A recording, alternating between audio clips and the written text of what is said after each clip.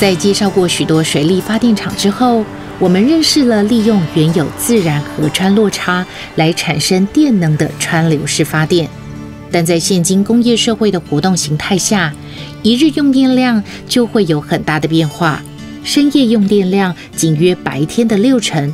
而担任机载的大型核能与火力机组，为了运转效率不能大量减载，但所发的电力又无法储存，在深夜用电量少时，必有剩余的电，一到白天用电尖峰时段，发电量又常不足。为了解决日益剧增的尖峰电力负载，并有效利用离峰时段的剩余电力，于是就有了抽蓄水力发电厂的诞生。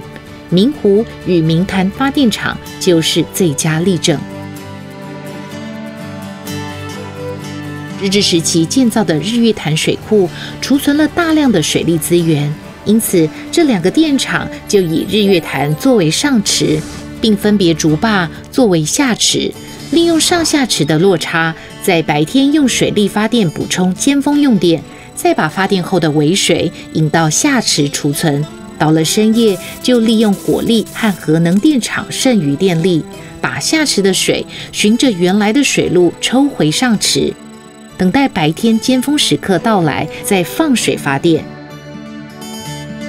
抽蓄水力发电厂可以说是人们面对有限资源如何有效运用的解决方法之一。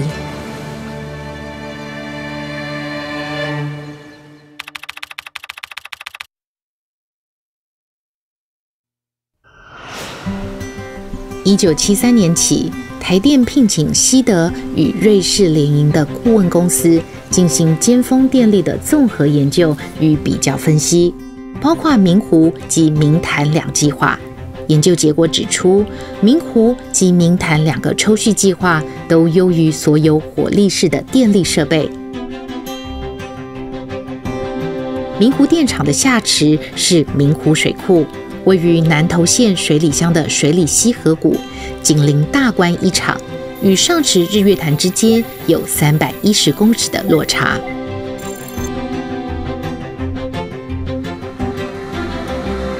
最里面是水轮机，它跟一般的灌肠的机组是不太一样。我们这个机组是一个可逆式的水轮机，它是白天的时候它是做来发电，它是顺时针运转，然后到晚上的时候它可以当作抽水，是可以逆时针运转的，所以它是一个可逆的一个水轮机。可逆式的水轮机隐藏在电厂中，但有一个专属于抽蓄发电的现象清晰可见，还常让许多游览日月潭的人感到疑惑。时高时低的水位不禁让人要问，难道日月潭也有潮汐吗？其实那正是抽蓄发电的证明。当上池日月潭白天放水时，下池明湖明潭水库就涨满。相反的，夜间从下池抽水时，换上池日月潭开始满水。因此，上下池的水位每天都如此变化，才形成独特的潮汐现象。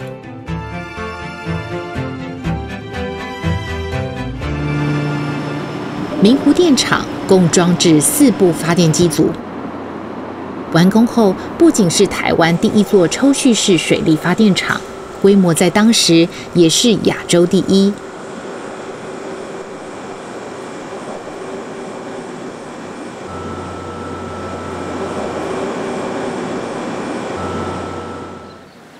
进水口位于日月潭西侧水社坝附近，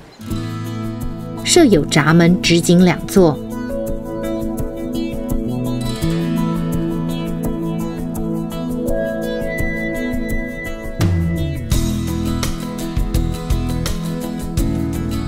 在闸门直井与平压塔之间的山腹内，建造了2条投水隧道，作为前段引水之用。隧道内径7公尺，长约2400公尺，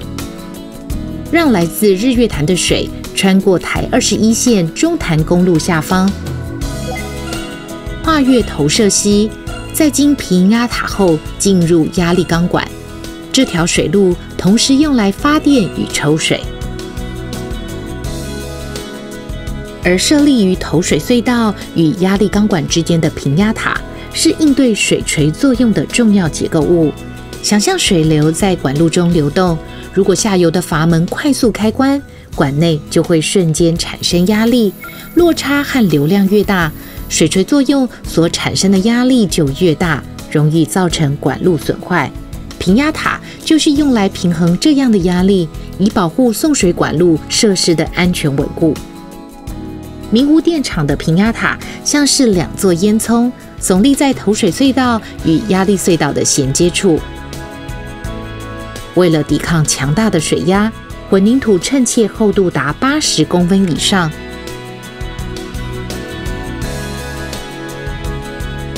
而自平压塔开始衔接的2条压力钢管，则以将近50度的斜度镶嵌于山腹中，长度各约550公尺。由上往下窥探，深不见底，流水通过只需几秒钟。每秒通过的最大水量达380立方公尺，可产生100万瓦以上的电力。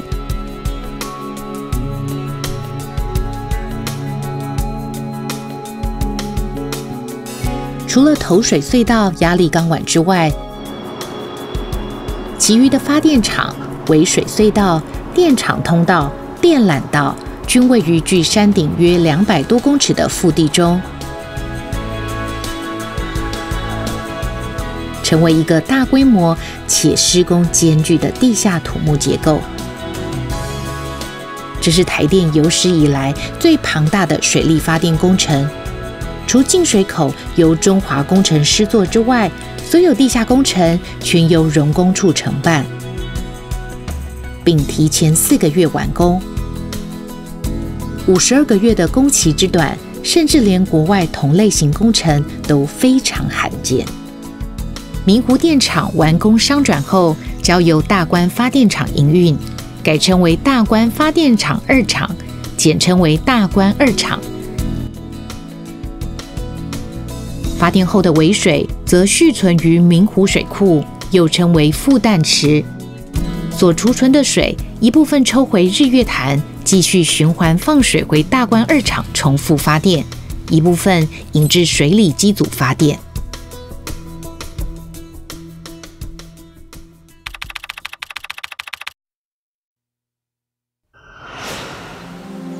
继明湖发电厂之后，台电陆续新建第2座抽蓄水力电厂，也就是明潭电厂，与明湖发电计划相辅相成，对调节离峰电力有更大贡献。明潭、明湖来讲的话，在世界排名大概都是十几名左右了哈。那对于台湾来讲的话，是相当的大。尤其是对于应付监载或者是系统急剧变化的时候，它的反应很快。像815，因为系统的一些问题，那明潭、明湖在极短的时间就能够从停机就是提升到满载，那对系统的一个应变调度，是非常好的一个电厂了。因为毕竟我们明潭跟明湖2个下池容量毕竟是不大了。如果满载运转的话，大概6小时下池就满了。所以这种电厂不是当做机载在用，它是当做监载用，或者是系统需要的时候做一个调度的使用。明潭电厂同样由荣工处施工，也引进新的施工方法，让工期缩短，提前完工。与明湖电厂一样，是以日月潭为上池，另新建明潭水库作为下池。进水口有2座闸门，从这里开始，水会进入山腹中，经过2条长约3000公尺的投水隧道，跨越投射溪130公尺的过水段，再经平压塔后进入压力钢管，最后进入电厂内带动机组发电。投水隧道部分是台湾第1次使用钢纤维混凝土作为支撑材料，而横跨投射溪的过河段拱桥，跨径70公尺，长度130公尺，面宽10.5公尺，承载重量达6000公吨，是世界最大承载力的水陆用混凝土拱桥。另外，明潭电厂也同样拥有2座平压塔。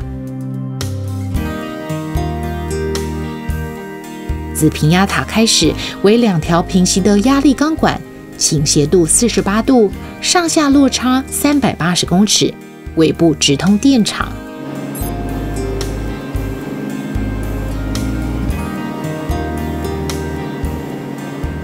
发电后的水会进入6条微水隧道，再流入下池，也就是明潭水库。水库大坝底端就是集集线铁路的终点站车城。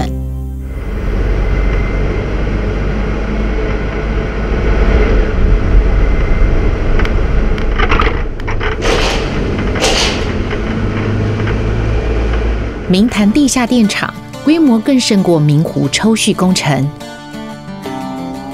厂房屋顶距离地表约有300公尺，开挖工作历时954天。电厂装置有6部可逆式水轮机，总装置容量达160.2万千瓦，超过核一厂，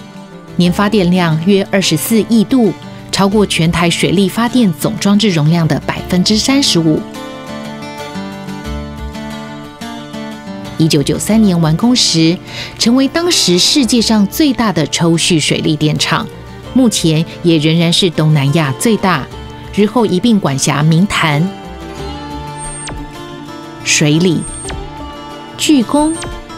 北山、浊水5处机组，成为台湾最大的水力发电厂，也是台湾水力发电的枢纽。明湖与明潭电厂皆属于国家重大工程，在荣工处承办下，引进新进工法，运用谨慎精确的测量规划，克服首度施作的困难度，并提前完工，为国库省下近80亿支出。过程中的艰辛，不仅成为当时承办施工者的珍贵回忆，其成果也常为土木工程人员津津乐道。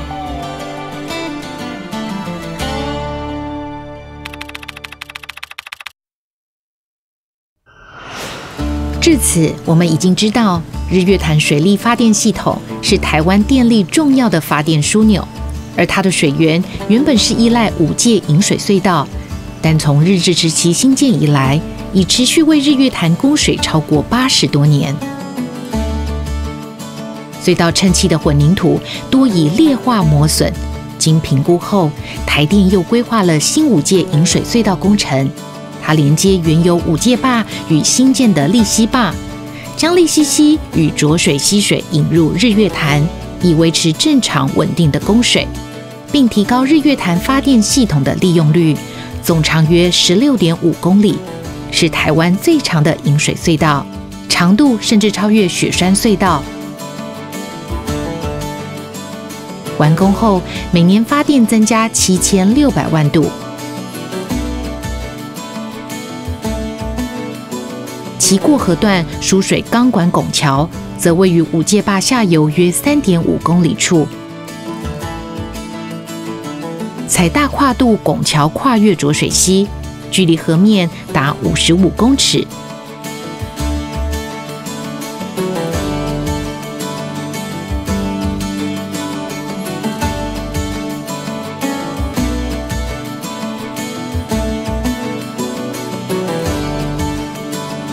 新的出水口则位于日月潭大竹湖水域。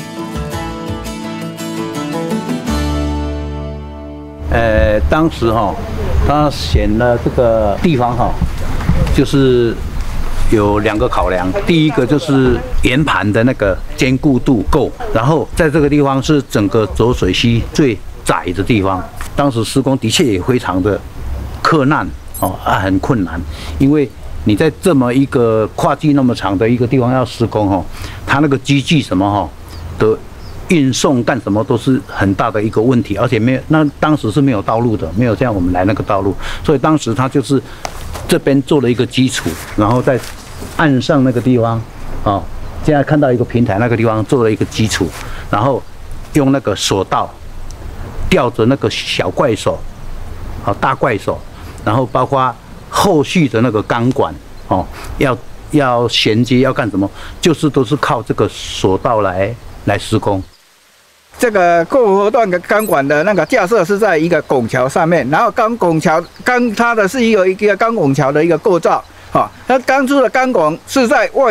我们的岸上先预铸就做好，做好以后，然后再靠我们的那个剪阳机在两岸架设剪阳机，然后把它用那个剪阳机把它吊上来，然后一片一片的吊装，在现场再用螺丝把它锁紧以后再浇筑混凝土。在钢拱上，这个钢拱以后就变成钢拱桥的一部分。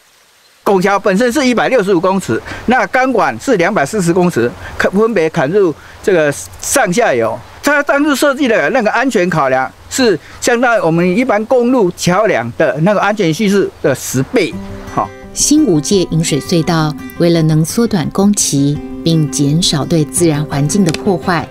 经过详细地质调查及规划，决定在过河段至木基栏之间地质平均且无较大构造的地段，使用全断面钻掘机开挖，也就是所谓的 TBM 工法，于2000年7月开始钻掘，2002年6月顺利贯通，成为台湾首次 TBM 隧道成功贯通实例。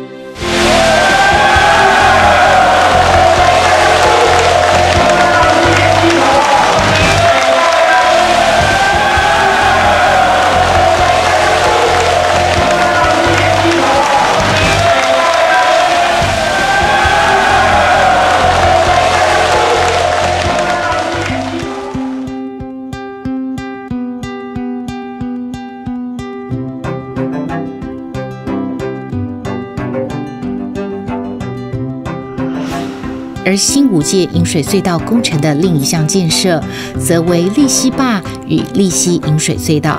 利溪坝位于浊水溪上游的支流利溪溪畔，标高约760公尺，是一座混凝土重力坝栏河堰。进水口位于坝的右侧，采钢筋混凝土喇叭形结构。利溪溪引水隧道则采钢筋混凝土衬砌。全长约2500公尺，引水后汇入新武界引水隧道，再引至日月潭统合运用。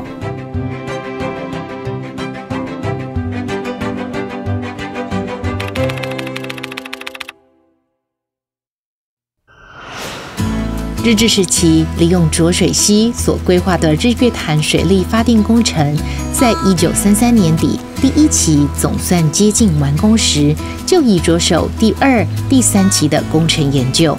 时任台湾电力株式会社社长的松木干一郎提出了10年开发水力发电30万千瓦计划，雾社水力发电就是其中一环。而这个计划所实行的实地勘察与研究，也推动着日后的大甲溪电力开发。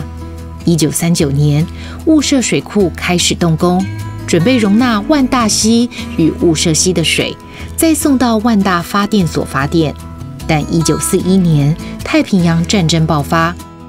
只好在1944年停工，当时仅完成坝体的6%工程。而1943年完工的万大发电所，也就是日后的万大电厂，位于南投县仁爱乡亲爱村的雾社溪畔。早先利用奥万大蓝河堰的3号机发电，原先的取水口就在奥万大森林公园里，但经历几十年来的自然变迁，万大溪床升高了几十公尺，旧的取水口已完全不见踪迹。这个地方是我们万大3号机的取水口。这个进水口是在民国32年的时候就开始引水供给我们万大3号机在运转。本来它的深度是从这个地方到底下还有40米深那么深，现在我们可以直接走到溪床下了。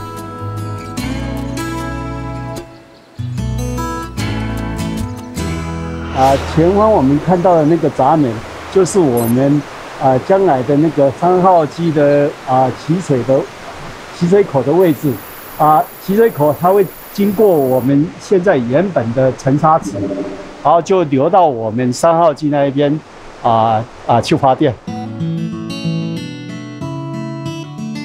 而万大电厂另一个发电来源就是1944年因战争停工的雾社水库，又称万大水库或碧湖。台湾光复后于1951年复工，并经美国垦务局支援勘察研究。这次的复工由台电公司雇工自营兴建，并聘请3位美籍顾问常驻指导，完成了国人第一座自力兴造的大坝。这批工程人员后来也因具备宝贵的经验，又参与了石门水库大坝的工程。在复工的变更设计中，雾社水库改为曲线重力式混凝土坝，并将坝体提高至114公尺。也因特殊的地质和改建历史，最后形成独特的直线坝与弧线坝融合形式。是我们万大水库这边的那个拱坝就有一点比较特殊一点，它本来是要有2只脚，但是它这边的那一只脚本来这边有一个山头，整个挖掉都找不到地基，所以不得不把它做一个大的转弯，所以现在称为直角坝。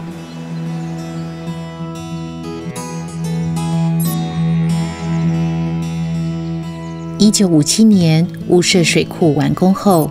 ，1号机与2号机加入万大电厂发电行列。前方那2部机组是从雾社水库那边过来的水库式的发电机组，它的专注能量是15700，而这个机组在台电的厂房里面是一个非常特殊的厂房，里面有站立式也有倒卧式这个在其他的电厂可能是很少见的。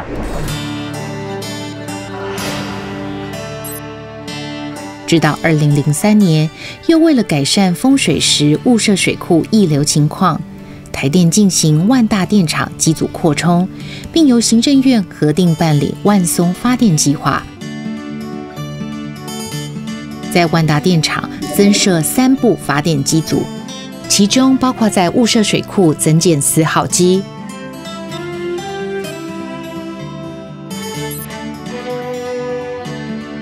2013年，又为了运用4号机的发电为水，新建松林蓝河堰与松林分厂等引水发电设施，并在松林分厂设置5号与6号机。这边是松林分厂，松林分厂配置2部机组，一部机比较大，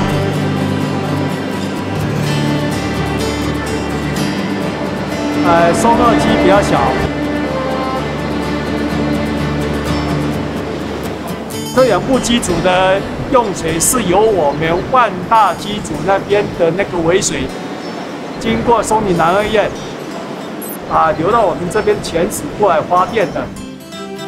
发电尾水再经由5界引水隧道引入日月潭中。目前整个万大电厂管辖，包含松林分厂，共有6部机组，年发电量约225亿度。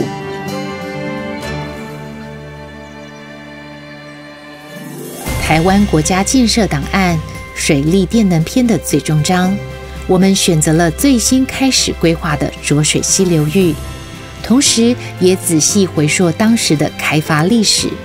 在当中，前人所进行的各项资源勘察，建立了不少台湾水文与地貌资料。